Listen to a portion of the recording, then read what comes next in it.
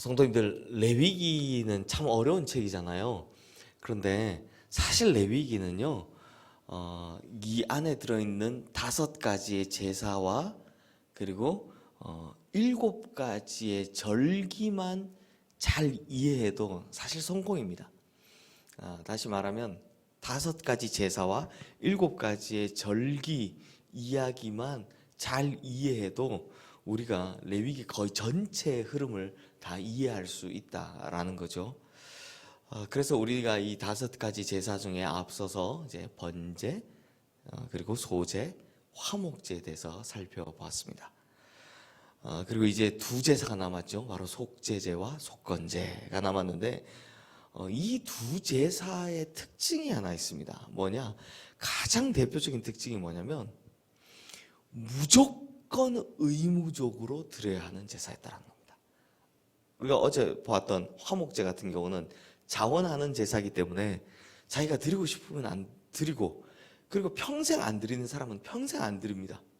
근데 속죄제, 속건제는 어떻다고요? 무조건 드려야 한다는 겁니다. 그러므로 이 제사는 드려도 좋고 안 드려도 좋고 하는 그런 제사가 아니라 모두가 누구나 무조건 드려야 한다. 이 특징을 꼭 기억하셔야 합니다.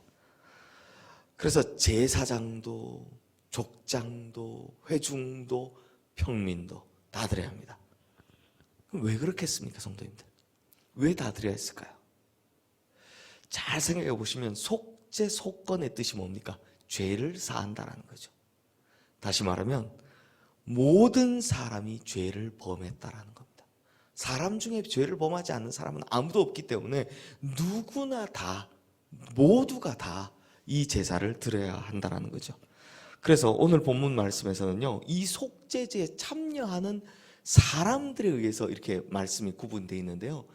1절부터 12절 보면 제사장, 오늘 우리가 읽었던 것이죠. 그리고 13절부터 21절은 회중, 22절부터 26절까지는 족장, 마지막 27절부터 35절은 평민.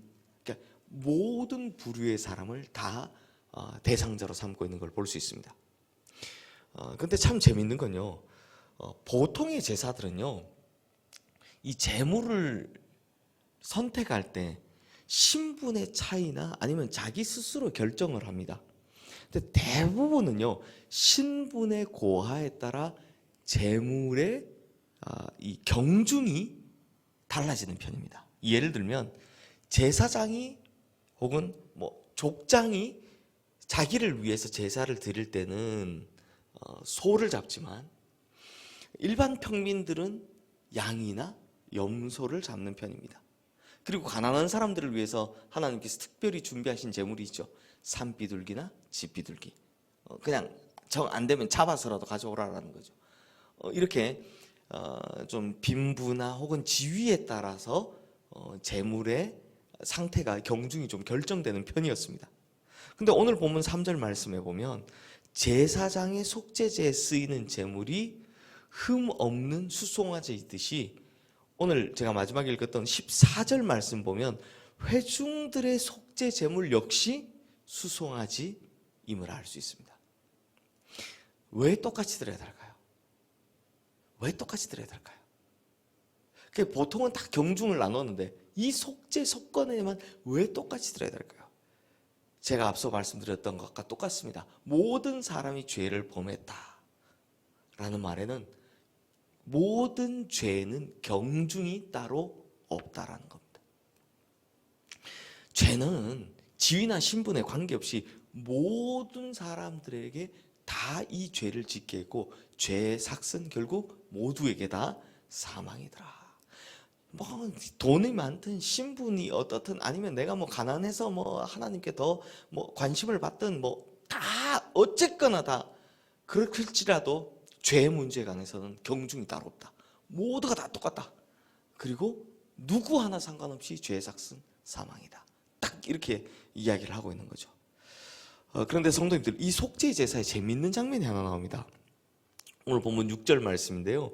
우리 6절 말씀 우리 함께 읽어볼까요? 그 제사장이 손가락에 그 피를 찍어 여호와 앞 곧 성소의 휘장 앞에 7번 뿌릴 것이며 라고 합니다. 7번 뿌리다. 자, 7은 뭐 우리 성도님들 잘 아시다시피 성경에서 완전수죠. 즉 완전한 용서를 상징하는 것입니다. 완전한 용서를 상징하기 위해 7번 피를 뿌렸다라는 거죠.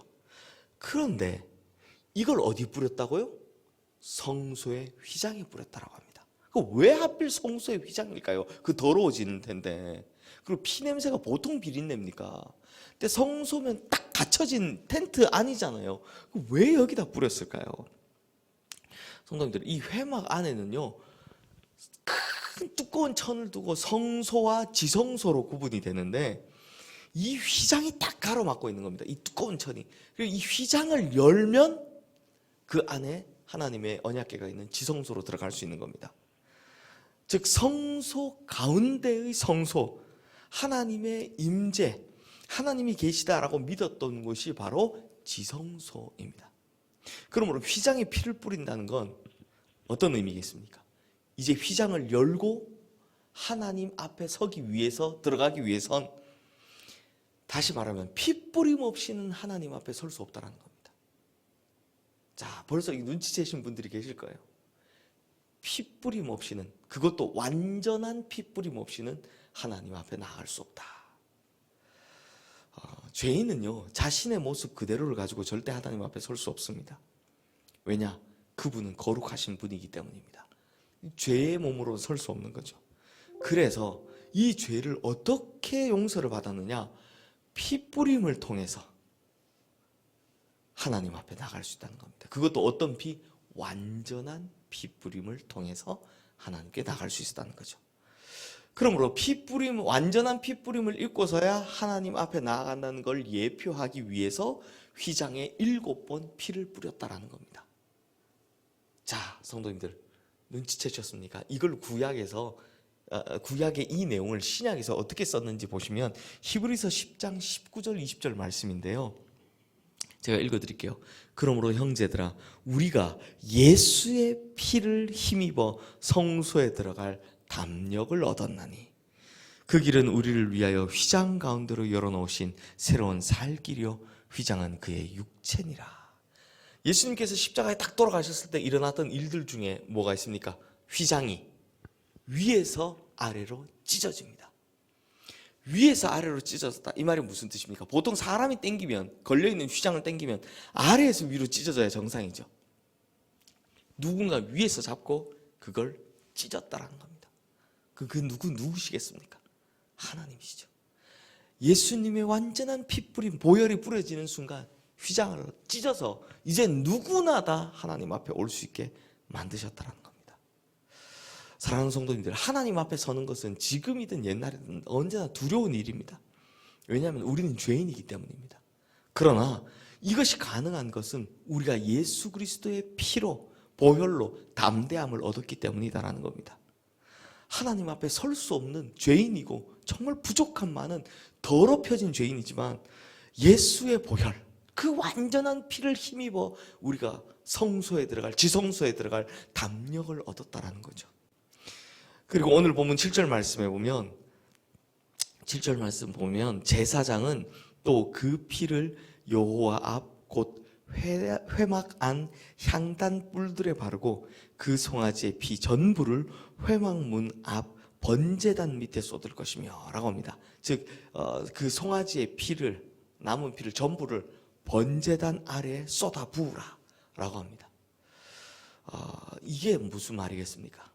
바로 예수 그리스도의 흘려진 보혈을 상징하는 거죠.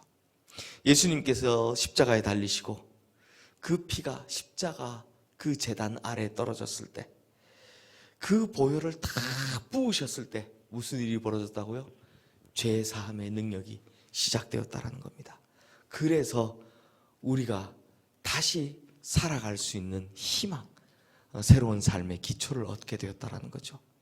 그러므로 성도님들, 오늘 이 속죄제, 속건제를 통해서 뭘 알 수 있습니까? 이 복잡한 제사를 더 이상 안 드려도 된다라는 감사의 마음도 들지만, 기본적으로 우리 마음에 드는 건 역시나 우리는 예수의 보혈 없이 살아갈 수 없는 존재이구나 하는, 이게 느껴져야 하는 겁니다. 근데 참 신기하죠. 4,000년 전 이걸 기록했던 사람들은 전혀 예수님에 대해서 몰랐던 사람들인데 어떻게 이렇게 쓸 수 있었을까? 사랑하는 성도님들, 참 우리는 이 비밀을 알며 살아갑니다. 레위기를 기록했던 사람들은 오히려 몰랐지만 지금 우리는 이걸 깨닫지 않습니까? 참 감사한 일이죠. 예수 보혈 없이 살아갈 수 없는 존재이다. 그러므로 오늘 우리 성도님들 머리끝부터 발끝까지 정말 주님의 보혈에 담그셔서 그 피로 말미암아 새로운 인생을 살게 되시는 우리 성도님들 되시기를 주님의 이름으로 축원합니다.